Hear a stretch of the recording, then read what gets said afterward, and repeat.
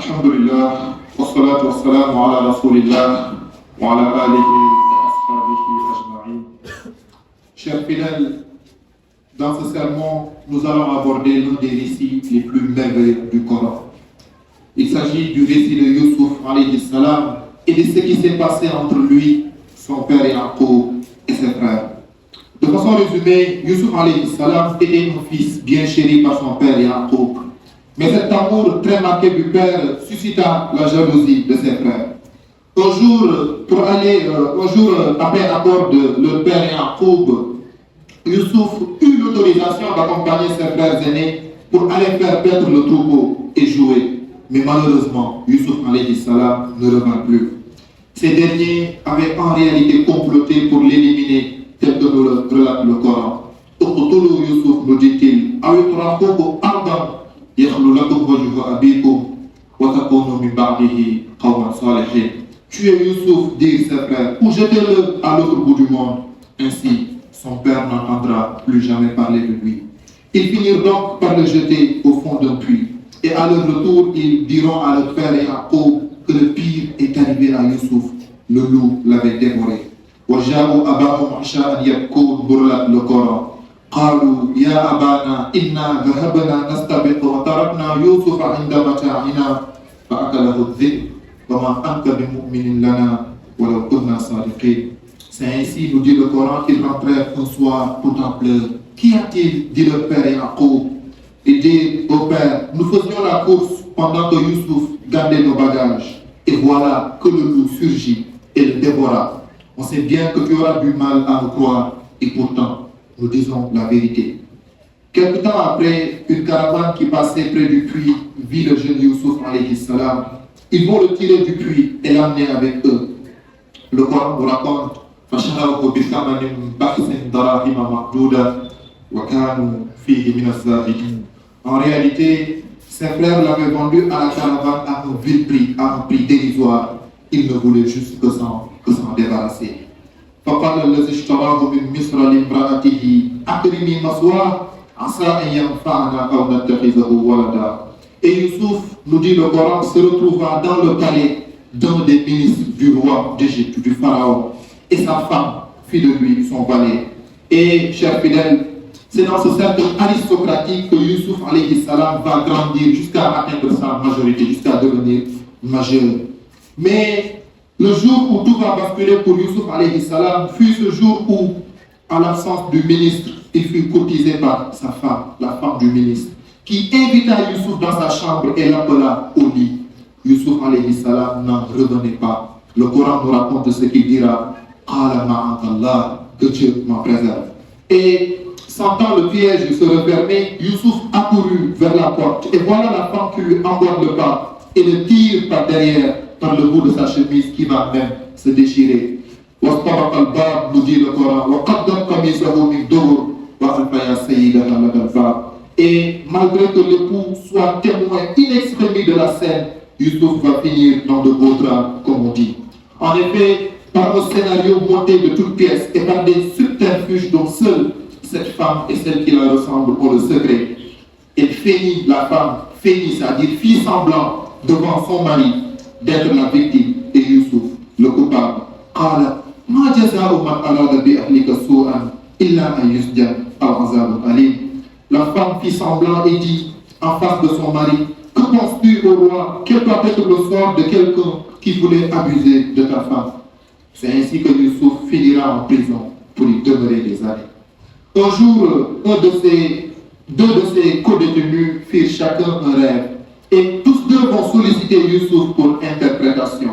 Quant au premier, Youssouf dira qu'il va recouvrer la liberté et servir dans la cour du roi. Quant au second, dira Youssouf, il sera crucifié et mis à mort sur la place publique. Et les choses se passèrent telles que Youssouf l'avait prévu. Des années plus tard, un jour, le roi, le pharaon d'Égypte, fit un rêve étrange. Un rêve si étrange que les prêtres et les sorciers ne pouvaient l'expliquer. Mais celui dont Youssouf alayhi salam avait prédit la remise en liberté jusqu'à avait prédit c'est-à-dire celui dont Youssouf avait prédit qu'il allait recouvrir la liberté, celui-là en fait souffla le nom de Youssouf au roi. Et le roi fit appel à Youssouf. Youssouf alayhi salam, cher fidèle, depuis sa cellule, expliqua merveilleusement bien le rêve du roi, qui par la suite va le libérer et mieux lui confier dans des ministères les plus importants du royaume. C'était le ministère du Trésor,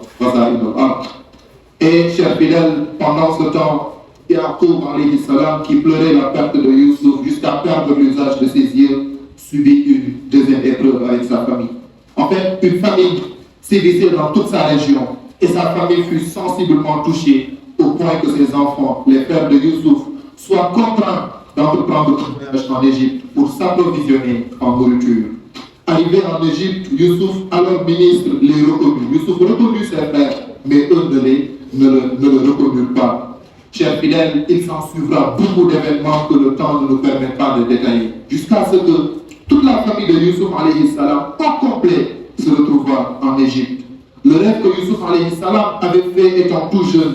venait alors de se réaliser. En effet, Youssouf, dès le bas âge, avait fait un rêve, avait fait un songe qu'il avait confié à son père Yaqub. Il avait vu en songe 11 étoiles, le soleil et la lune se prosternaient devant lui. Et ce jour-là où toute sa famille s'est réunie au complet en Égypte, ses 11 frères, son père et sa mère, Youssouf alayhi salam dira, tel que nous le rappelle le Coran, Ya abati, haza ta'wilu ru'yaya min qabl, qad ja'alaha rabbi haqqa. Il dit, voilà enfin père, l'interprétation du songe que j'avais fait enfant, il est à présent devenu réalité. وقد أحسن بي إذ أخرجني من السجن وجاء بكم من البدو من بعد أن نزغ الشيطان بيني وبين إخوتي إن ربي لطيف لما يشاء إنه هو العليم الحكيم.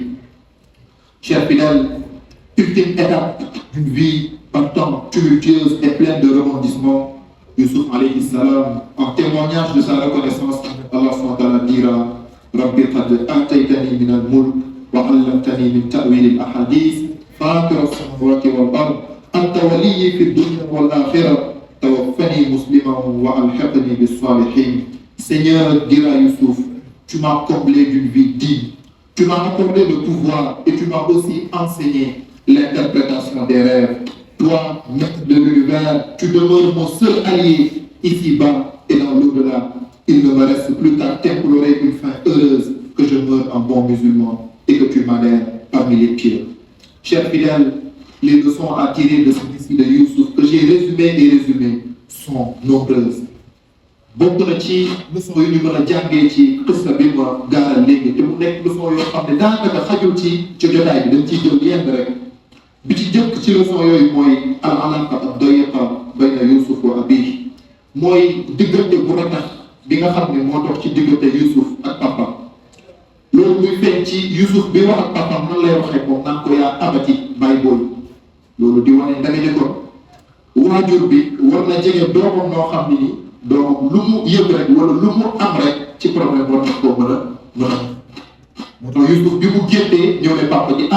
bàyyi booy man de damaa gént lii ak lii nga gis ni kon loolu mooy leçon bi ñu njëkk a jàngee mooy diggante bu ratax bi war a dox ci diggante waajur ak doom nga xam ni bu demee sax ba jamono nga gis ni léeg-léeg mën na am parfois diggante yenn waajur yi ak yenn doom yi mu am distance boo xam ne distance générationnelle lay nekk foofu sax waajur bi war naa mën a yeewu war naa mën a am intelligence bu xool sax ci famille bi ci ñu ko wër koo xam ne nii maanaam ku ko jege la mu nekk tampon entre moom ak xale bi nga xam ne lépp lu xale bi am ci problème rek mën na koo wax kooku su ko defee bu yegee bu ki nga xam ne mooy waajur mën naa nekk nijaay mën naa nekk xarit mën naa nekk yeneen loolu comme mooy leçon bu njëkk biñ ciy jàngee. deuxième leçon biñ ci mën a jàngee mooy kan mu taxaddus bi ni'ma li maslahatin jaiz dëgg ne léeg-léeg yàlla defal la xéewal nga nëbb ko bañ koo waxee parfois ñu ne loolu waxuma waaw léeg-léeg day baax waaye parfois day gën moo tax Youssouf bi mu gént papa ñu ne ko laa taqsus ru'yaaka ala ixwatik fa yakiidu laka kayda ñu ne ko gént bi nga gént bu ko nettali say frère de lu tax mën nañ laa fexeel te gis ni kon tamit boo nekkee ci benn environnement boo xam ne da ngaa jàpp ni am nañ ñoo nekkal ñoo xam ne mën na am consécration yëla yàlla di may wala réussite yëla yàlla mën a defal mën naa am ñoom bu ko gisee bu metti seen xol ndax yàlla ko bindee noonu doomu aadama léeg-léeg bu bëgg na maîtriser ay émotion ba di soxal boo xam ne mën na ko yóbbu sax ba si mu lay fexeel loolu kon boo ko xamee ci sa environnement kon foofu dagat na dafay jaar ay gën xéwal yi la lay nga nëbb ko nga bañ koo waxee loolu kon dina tax yow di nga mucc yow ci sa bopp waaye tamit di nga muccal ki nga xam ne nii moo la dara soxaree ba du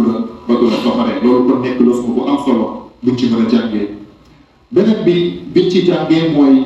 alal waalidi aydan an ya'dila bayna awlaadihi dafa jaaru ci waajur muy góor wala jigéen wala képp ku yilif rek nga maandu ci ñi nga xam ne da leen yilif ndax boo gisee mbokk Yuusuf yi nga xam ne ñoo bokk bàyyi bi ñu demee ba bëgg a fexeel Yuusuf lan moo tax ñu bëgg koo fexeel ba ñu ñu ko de waaye dañoo gis ne seen papa daf koo féete woon trop ba loolu feeñ ba loolu fës loolu mujjee indi soxor seen biir nga gis ko foofu kon Yaaqub amaana dafa wanewul li nga xam ne nii mooy ci li feeñ maandute ci diggante ay doomam ba tax ñiy bëgg fexeel ki nga xam ne nii mooy Yuusuf dëgg la nag nit moom yàlla dafa bind te yemalewul nit ku ci nekk rek dina am sa xol koo xam ne moom ngay gën a féetewoo dañuy wax ni ñaari ginaar bu doon xeex sax dina am koo ci faral doo ko àndamal yàlla bindee ko waaye nag li nga xam ne moom ngay feeñal ci biti ci ñoo xam ne yàlla li ñuy def loolu dafa war a nekk maandute bi suñu borom di wax mu naan walan tastatia an ta'dilu walaw harastum bi muy wax ci ñi nga xam ne dañoo am ay soxla yu bëri bu dee xam naa ni dëgg-dëgg seen biir xol mënoo leen maandu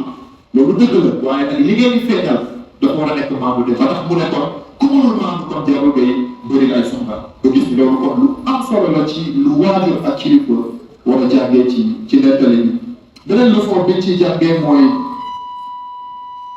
ne inna shaytaan yadxulu bayna al ixwa fa yuridu sudura ba'dahum li ba'd dëgg ne shaytaan xaj na ci diggante bu nekk diggante bi lu mu xat ba nekk sax ci diggante ay frère yu bokk baay wala sax yu bokk ndey baay shaytaan ne xaj na si loolu kon tax kon ñu war a bàyyi bu baax a baax bi ñuy gën a sàmmee suñu diggante bala shaytaan bi ci mën a dugg ndax fu ñu yaakaaroon ni xaj na fa rek xaj na fa. beneen leçon bi nga xam ne dañ ko ci jàngee mooy al ixtiyaar bayna naas sunnatullahi fil ard léeg-léeg tamit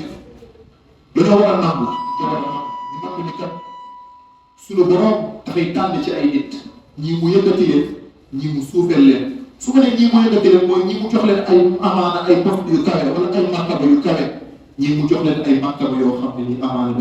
dafa suufee loolu dañ ko war a nangu suñu borom moo wax mu ne nahnu qasamna baynahum ma'ishatahum fil hayati dunya wa rafa'na ba'dahum fawqa ba'din darajat liyattakhidha ba'duhum ba'dan sukhriya wa rahmatu rabbika khayrun mimma yajma'un nee na ñu ñoo séddale te bi ñu séddalee yamalewuñu nee na ñoo jël ñi yëkkati leen ñu nekk ay kilifa nekk ay patron ne ñu def leen ay surga waaye nee na loolu lépp amul solo li am solo mooy la ci lépp loo nekk rek nga fexe ba am ci yërmande yàlla nga gis ni comme loolu mooy solo suñu borom moo jël Yuusuf tànn ko ci ay frère def ko yeneen kon nag kon keneen ku dul yeneen da koo war a nangul li nga xam ne nii moom la ko yàlla defal ndax moom mooy tànn te soxlawul di justifier te moo tax muy def ay choix loolu kon nekk leçon bu am solo bu ciy jàngee kon lu nit am rek nangul ko te xam ni loolu wàññilu la dara yow tamit boo góorgóorloo yàlla mën na laa defal yërmande ndax loolu mooy li ëpp solo beneen leçon biñ ciy jàngee mooy al-ghira yumkinu an tu'addi ila al-kayd nekk ne léeg-léeg fiir léeg-léeg mën naa yóbbu nit ki ci mu pexe ay pexe yu jéggi day nga gis ni mbokk Yuusuf yi ba ñu Yuusuf de mais dañ koo fiire rek ak papaam waaye loolu tax ñu dem ba bëgg koo rey moo ngay gis léeg-léeg ci diggante jëkkër ak jabar nga gis ko léeg-léeg ci diggante ay góor nga gis ni fii kese ba dox seen diggante waaye loolu mën naa dem ba ci ñu yegg ci bëgg reyante nekk loolu nekk daanaka sax l'étape ultime nga gis loolu kon tamit lu jar a bàyyi xel la beneen bi nga xam ne nii moom lañ ciy jàngee ci ay leçon mooy tasbiitu tawba qabla zanb tawbatun faasida da tamit nit ki bu dee dafa jiital tuub maanaam muy def bàkkaar ñu ne tuub boobu daanaka du tuub dara tuub boobu noonu tuub la boo xam ne saa yëpp ñu naan seen nul et non avenu moo tax boo xoolee mbokk Yuusuf yi lan lañ wax bi ñu demee ba bëgg a fexeel Yuusuf ba di comploter di manigancé lu ñu waxante seen biir uqtuluu Yuusuf aw itrahuuhu ardan yakhlu lakum wajhu abiikum après lu ci toog wa takuunu min ba'dihi qawman saalihiin bu ngeen defee li ngeen def ba pare après ngeen tuub nekk ñu baax ñu ne tuub boobu ñu tuub wala boog yéene boobu ñu am yéene la boo xam ne ni teguwul ci dara beneen bi nga xam ne ni moom la ci jàngee ci leçon mooy te mu nekk leçon bu am solo iza zanna al insan bi shakhsin suu falyahdhar an yulqinahu hujja istaqdamaha alayhi. nit ki bu dee da ngaa ragal ci sa bopp lor ñu ne kooku moytul ci sa waxtaan ak moom la koy jox argument boo xam ne après mën nga koo utiliser pour di la ci lor loolu mooy lan xam nga Yaaqub frère yi dañ ko doon tàgg lu bëree bëri ne ko bàyyi Youssouf ñu dem fooy mais Yaaqub da ko tere woon da ko uufoon trop couvé ko chaque jour bu ñëwee tàgg ko Yaaqub fexe ba lay ne leen Youssouf du dem day toog ci man waaye bi ñu fexee bi ko moccee mocc ko ba benn bés Yaaqub nangu parce que Yaaqub li mu lay bu njëkk ba rek dox naa damay ragal bu ngeen àndee ak moom till ba lekk ko bukki bi mais li nga xam ne mocc nañ ko ba fexe génne ko ci loxo Yaaqub bàyyi ko mu ànd ak moom bi ñu ñëwaatee luñ ko wax ne ko bàyyi booy li nga doon ragal am na till ba lekk ma ko nga gis ne ko lay bi ñu joxee seen papa moo leen ko joxoon nga gis loolu ko dafa jël a baax xel bu baax a baax yooyu nga waxtaan ak nit jarul nga koy wax yenn information yoo xam ne ci saa si mën na am amul benn sens waaye nag munoo xam bu dee def laa ëmbal lu dul yiw munoo xam ëllëg ne mën na koo utiliser ci leneen léegi-léeg am na yenn feebar yoo xam ne jar na divulguer ngay wax nit rek bu ko gis parfois ci politiciens yi yow da nga gis boo xam ne benn feebar day feeñ rek ñëpp bëgg koo utiliser daf ko lay ngir la yàqee ko si loolu erreur yooyu mi ngi jóge fan ci muy feeñal loo xam ne ni daf koo feeñal la koo xam da cee jublu pour lor ko mais xam nga feebar du crime waaye nag léeg-léeg nga bañ a jox sa mbokk wala boog sa visa bi argument yoo xam ne mën na la ci yàqee wala mën na la ci sonal loolu kon du leçon bu am solo boo ci jàngee beneen leçon bi ci mën a jàngee mooy al mutazahir bil amri fasiq yantashiru amruhu li ahli basira léegi tamit ki nga xam ne dafa nekk ci ak njubati kooku daanaka ko ak seetlu boo ko xoolee tuuti rek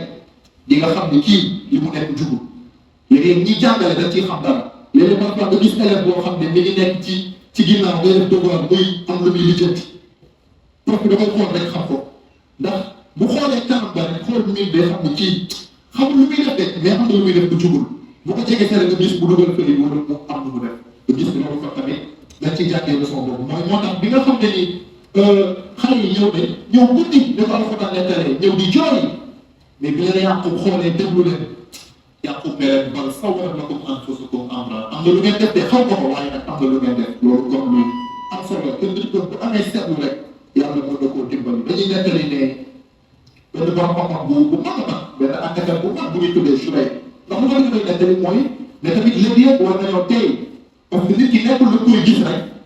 nga xam li nga xam ne ni moom la ëmb wala boog moom la nëbb loolu tamit dafay jar a tey ndax léegi nit ki mën naa def musiba comme ni ko mbokk Youssouf yi defee woon ñëw di jooy fekk yoo nekk ni def nañ musiba moo tax Shurayh al-Qadi nekkoon àttekat bu mag a mag dafa am benn bés mu toog ak procureur bi ñoo tuddee imam Chambi ñu ne am benn soxna bu ko dikkal soxna si di jooy yu métti sax Chambi ne ci de tooñ nañ ko tey comme moo ko tooñ commencé maanaam nekk dans l'émotionnel Shurayh ne ko waaw lan moo tax nga ne nañ koo tooñ imam Chambi ne ko waaw amaa taraaka tabki xanaa gis ko ni muy jooyee mu ne ko teeyal yaa Chambi laqad jaa ixwatu Yuusuf ishaa'an yabkuun wa hum zalama kadiba mu ne ko mbokk Youssouf ya fàttalikul alxuraan mi ngi nettali ne am na benn bés ñu ñëw guddi di jooy jooy métti te nekk boobu dañoo tooñ fekk ba xale bu ci naan mu ne kon laa yanbaghi lil insaan an yaqdiya illa bil haqq mu ne jaaduwul yellul ci nit muy àtte lu dul ci dëgg lu dul ci ay preuve yu tangible loolu kon nekk lu am solo benn tamit leçon bi ci jàngee xam naa ñu tënk ñu foofu wala ci biti topp waxtu bi may ñu mën a gaaral lépp المشكوك في امره ينبغي اعلامه لعله يتوب او يبين كما جاء في قصه ابن عمر وابيه. léegi ki ñuy sikki sàkk ci mbiram dafa wax ci jullit bi mu leeral ko ne ko diw ñu ngi lay waxal lii de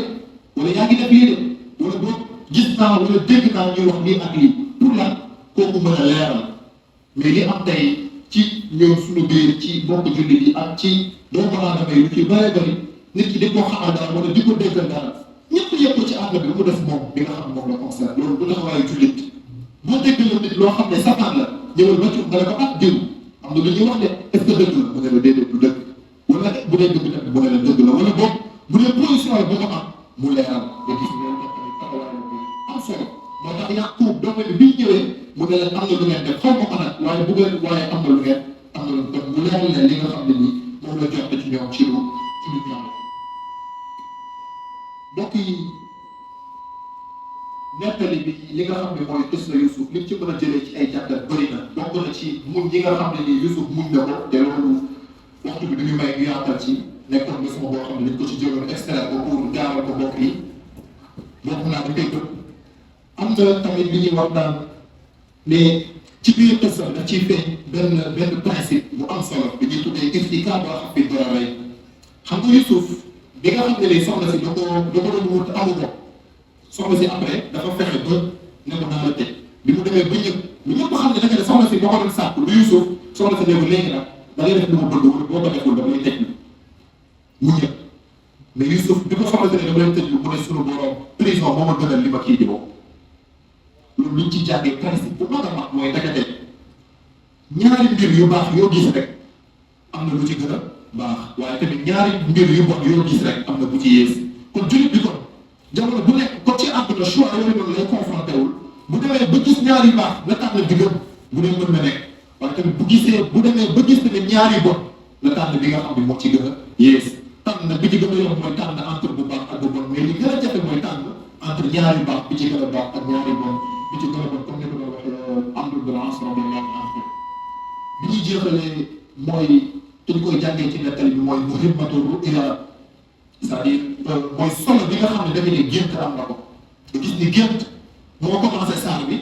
mi ci dikk ba mooy bi ko détaillé Youssouf yi génte waaye tamit mi ngi ci mujjantal ba bi buur bi génte gis ko nekk de gént lu am solo la moo tax Rasul sax di wax ne ru'yatul mu'min juz'un min an-nubuwwa nee na gént jullit mu'min dëgg-dëgg jullit dëgg nee na géntam nee na xaaj-xaajaat la ci ak yonent ak nubuwwa te gis ko nekk ne gént am na lu ngay demee nit ki ba ko firee mën na cee gis lu am solo loolu yàlla sax di wax ne gént ñetti xaaj la nee na am na gént boo xam ne bii nee na gént en deux la mooy da ngaa tëdd xiif nga tëddee xiif ngay gént di lekk rek wala di naan rek loolu mooy gént en deux nga xam ne li nga dund ci journée bi moom ngay gént am beneen gént boo xam ne bi def seytaan ci seytaane la jógee mooy li ñu tuddee mooy cauchemar xam ne dañ gént ay mbiru raglu ay mbiru ñaaw loolu c'est-à-dire bi def seytaan am na nag gént boo xam ne bi na laal ci yàlla la jóge loolu nag léeg-léeg nit ki boo xëyee bu demee ñu firil ko mën na ci am ay jàngat yu am solo yoo xam ne mën na ko ci jëlee mbokk yi alquran bu ñuy nettali li nga xam ni mooy histoire dafa fekk dafa am ay leçons yu rëy a rëy ci mën a jàngee ndax dañuy wax ni àdduna siraa'un bayna al-haqqi wal baatil àdduna combat la c'est un combat perpétuel un combat éternel entre le vrai et le faux entre le juste et l'injuste ñu ne àdduna xeex la boo xam ne nii dafa yàgg a opposé li nga xam ne mooy lu baax ak lu bon yàgg a opposé li nga xam ne mooy ki jub ak ki jubul ba léegi daanaka bu ñu seetloo sax ci li ñu wër conflit yi am ci àdduna bi yëpp daanaka booy xool entre ñaari mbir la ki bëgg a noot ak ki nga xam ne mooy défendre boppam ñu gis conflit yu bëree bëri tàmbali ko ci Palestine ak yeneen ak yeneen yoo xam ne ko gis ci àdduna bi entre ki am doole la ak ki néew doole nga gis loolu ko du fi mos a jug moo tax borom benn borom di wax mu ne àdduna ñaara fi am kii topp yonent ak kii topp borom doole mu ne ñi nga xam ne nii mu ne al anbiya mooy ñi nga xam ne malakul qulub wala aqwiya malakul riqab mu ne ñi nga xam ne mooy yeneen yi mooy ñi nga xam ne ñoom dañoo moom xol bi parce que dañ leen convaincre ñi nga xam ne dañoo am ay mbooloo mais seen mbooloo ba moo leen ko may convaincre nit ñi jaar ci seen xol wax leen lu ñu mën a dégg ba ñu topp leen mu ne borom doole yi lu leen may seen mbooloo noot nit ñi ak jaay leen doole ak jaay leen alal mu ne waaye al anbiya aashu linnaas wal aqwiya aasha nnaasu lahum mu ne yeneen yi ak ñi ànd ak ñoom mu ne yeneen yi boobu nee na ñoom li ñuy dundal nit ñi mais nee na borom doole yi dañuy dundee nit ñi te loolu moo am mu ne tamit al anbiya yumdaxuuna fi gaybatihim wal aqwiya yumdaxuuna fi xadratihim mu ne tamit ñi nga xam ne mooy yeneen yi ak ñi mel ni ñoom kañ la leen di tàgg